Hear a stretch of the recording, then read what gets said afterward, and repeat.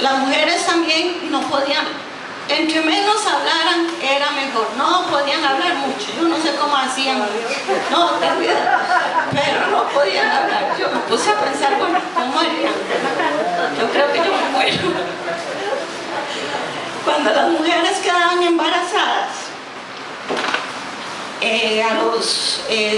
después de dar a luz, si ellas tenían un varón, bueno, se les consideraba inmundas una vez que tenían el hijo, ¿verdad? Si tenían un varón, tenían que purificarse por 40 días. Si tenían una mujer, tenían que purificarse por 80 días. Imagínense, era doblemente inmunda si tenía una hija, ¿verdad? Yo supongo que era tremendo.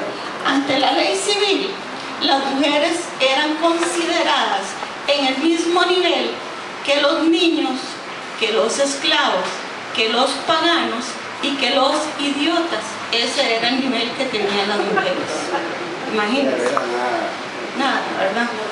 Además, ellas no podían servir en un juicio, no podían ir de testigo porque se les consideraban que no eran de fiar y se les consideraba también que eran mentirosas, ¿verdad?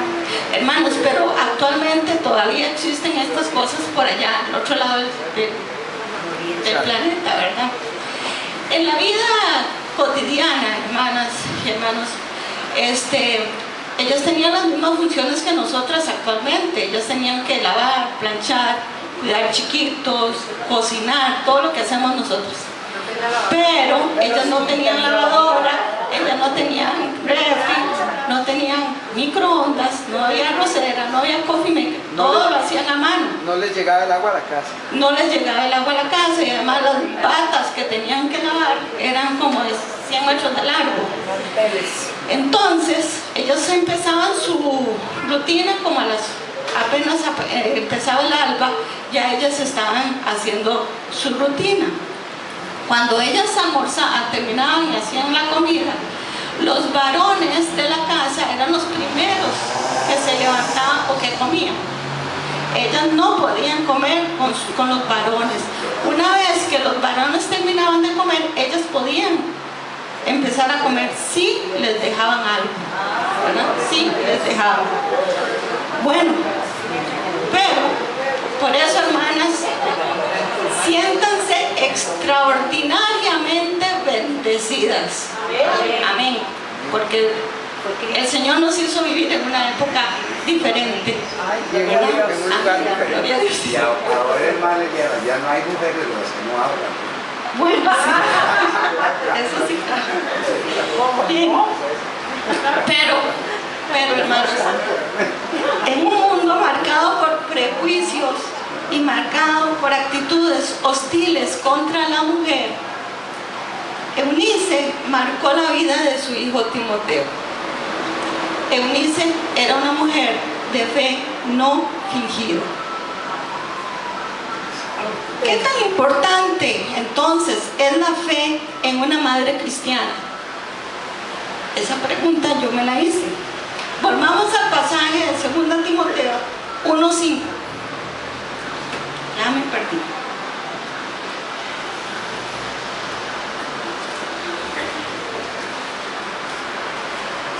Dice, trayendo a la memoria la fe no fingida que hay en ti, la cual habitó primero en tu abuela Loida y en tu madre Eunice, y estoy seguro que en ti también. Amén.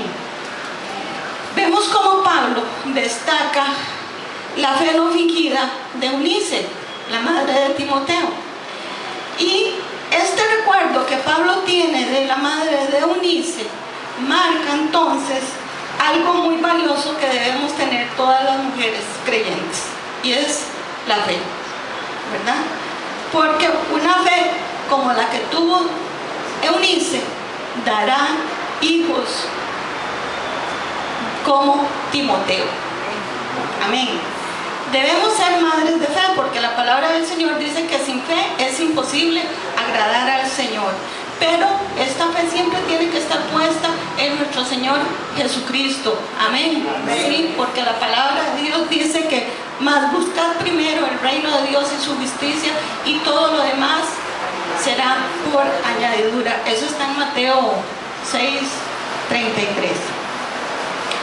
Cuando Pablo habla de una fe no fingida, da por hecho que hay una fe fingida, ¿cierto? ¿Okay? La fe fingida es una fe temporal, es aquella fe que nos desborona con cualquier cosa, es aquella fe que no aguantamos las pruebas, es aquella fe que no aguantamos las tribulaciones, es aquella fe que con cualquier cosa estamos echándole la culpa a todos o a todos o a todo. Es una fe en que las circunstancias son las que nos están manejando. Es una fe donde nuestros pensamientos empiezan a decir o a pensar cosas negativas, sabiendo que el Señor tiene pensamientos de bien para cada uno de nosotros. Una fe fingida da hijos fingidos. Amén. Lastimosamente. La palabra del Señor dice que si tenemos fe como la de un grano de mostaza, yo no sé si ustedes han visto la semilla de una mostaza, es tan chiquititica, hermanos, que no se puede agarrar con los dedos. Hay que aplastar la semilla para que la semilla se quede pegada en el dedo para poderla ver, no, ni siquiera la podemos palpar. Pero esa semilla, una vez que se siembra en una tierra buena, da una gran planta que tiene muchos nutrientes, ¿verdad? El Señor no dice que tenemos que tener mucha fe o poca fe, simplemente dice que tenemos que tener fe. ¿Qué tan importante entonces? Más bien, vamos a definir qué es la fe antes de seguir, ¿verdad? Porque estamos hablando de un término que tal vez no sabemos de qué es. Vámonos entonces a Hebreos 11, capítulo 11, al versículo 1. Yo sé que muchos se saben ese versículo, espero, ¿verdad? Ok. Dice, es pues la fe, la certeza de lo que se espera, la convicción de lo que no se ve. Vean que dice la convicción de lo que no se ve. No es la convicción de lo desconocido, porque podemos conocer por medio de la fe lo que no vemos. Amén. Entonces no es lo desconocido, es aquello que no se ve. Por la fe, los israelitas pasaron el mar en tierra seca. ¿Es usted de los que podrían hacer eso? ¿O usted diría, bueno, voy a esperar a ver cómo se ve el mar y a ver si aguantan esas olas o esa agua, y ahí pego carrera al final, ¿verdad? Para ver si voy bien, pero eso sí, pego carrera para llegar de primero por si acaso, ¿verdad? Hay muchos que tienen esa fe, ¿verdad? Bien, por la fe, Jacob, cuando iba a morir, bendijo a sus hijos, dio bendiciones a cada uno de sus hijos. Por la fe, al nacer Moisés, sus padres lo escondieron por 3 meses sin tener miedo del faraón. Hermanos, ¿ustedes se imaginan lo que es esconder un bebé de 3 meses que llora cuando tiene hambre, que llora cuando tiene frío, que llora cuando está mojadito, ¿verdad? Y que además en la noche pareciera que tiene megáfono porque se oye por todo lado, ¿verdad? Pero ellos lo escondieron por 3 meses sin temor al faraón. Por la fe, Sara, siendo estéril, recibió fuerzas para concebir. Amén. Por la fe, Moisés dejó a Egipto, no temiendo la huida del rey, porque se sostuvo como viendo al invisible. Por la fe. Esa misma fe es la que tenía Eunice. Esa misma fe es la que tenía Eunice. ¿Cómo obtenemos la fe? Se pregunta, ¿cómo obtenemos la fe? La palabra de Dios nos dice en Romanos 10:17, leo para ustedes, dice: la fe es por el oír y el oír por la palabra de Dios. Aquí una palabra clave, el oír. Pero el oír no solamente es poner en práctica nuestro sentido auditivo, también es comprender lo espiritual. Ese es el oír que habla la palabra, es ir más allá de escuchar, es comprender el mensaje espiritual. Recordemos que Eunice no estudiaba la palabra porque era prohibido en ese tiempo que una mujer estudiara. Ella escuchaba la palabra del Señor. Bien, como vemos entonces, la palabra de Dios es muy importante para poner en práctica nuestra fe. Volvamos un momento otra vez a nuestro pasaje, 2 Timoteo, otra vez al versículo 5, al capítulo 1, versículo 5. Vuelvo a leer, dice: trayendo a la memoria la fe no fingida que hay en ti, la cual habitó primero en tu abuela Loida y en tu madre Eunice, y estoy seguro que en ti también. Hay una palabra aquí importante que dice la cual habitó. La palabra habitó en su contexto se pronuncia enoikeo, y su significado es un residente permanente. Entonces Eunice, Loida también la mamá, la abuelita y Eunice, tenían una fe no fingida que era residente permanente. Bien, yo les pregunto, si quieren se ponen una nota del 1 al 10 por cada palabra, por cada pregunta que les voy a hacer. Ustedes se califican, pero no me lo digan. ¿Oye usted la palabra de Dios? ¿Entiende su contenido espiritual? ¿Lo pone en práctica? ¿Es su fe un residente permanente? Tener la plena seguridad de recibir lo que se espera. Estar convencido de la realidad de las cosas que no vemos. Eso es Hebreo 11:1. ¿Cómo utilizo yo la fe para impactar a nuestros hijos, a mis hijos? Tengo 3. ¿Cómo utilizo yo la fe no fingida para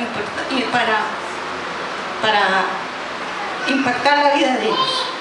Eunice tenía una fe no fingida a pesar de sus circunstancias, pero ella era oyente de la palabra del Señor y tenía muy claro en su mente y en su corazón lo que Deuteronomio 6, capítulo 6, versículos 6 y 7, si quieren lo buscan, si no yo se los leo, decía, Deuteronomio 6 y 7. Ya casi termino. Esto dice: y estas palabras que yo te mando hoy estarán sobre tu corazón y las repetirás a tus hijos y hablarás de ellas cuando estés en tu casa y andando por el camino y al acostarte y cuando te levantes. Eunice sabía muy bien la importancia de enseñarle a sus hijos la palabra del Señor. Y si no, veámoslo.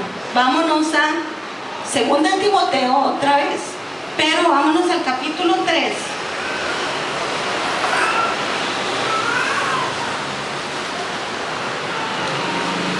Versículo 14 y versículo 15.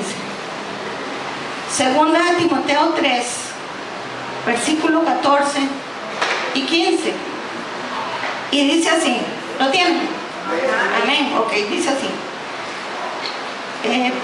Pablo le está hablando a Timoteo. Pero persiste tú en lo que has aprendido y te persuadiste, sabiendo de quién has aprendido, de Jesús, ¿verdad? Y que desde la niñez has sabido las sagradas escrituras, las cuales te pueden hacer sabio para la salvación por la fe que es en Cristo Jesús. Vean que Timoteo sabía las palabras, la Sagrada Escritura desde su niñez. ¡Qué bendición! Voy concluyendo, hermanos. Eunice no perdió su tiempo quejándose de las circunstancias que le rodeaban en un mundo donde no era especial para ella. Todo lo contrario, la piedad de esta madre sembró en su hijo Timoteo la semilla de lo que fue después un ministerio que dio mucho fruto. Amén, amén, amén. Pregunto, ¿habrá en usted, hermana, una fe no fingida y residente, permanente? Si no la hay, búsquela aquí en la palabra del Señor, escuchándola, entendiéndola. Si usted tiene ya esa fe fingida, fe no fingida, perdón, el Señor la va a llevar y le va a dar muchísimas bendiciones. Amén. Nosotros tenemos que bendecir con nuestra fe a todas aquellas personas que estén a nuestro alrededor y enseñarle a nuestros hijos, pequeñitos, adolescentes, viejos o muy viejos, la palabra del Señor. Porque mujeres como Eunice son las que requiere el Señor. Amén. Feliz Día de las Madres, mis queridas Eunices. Amén.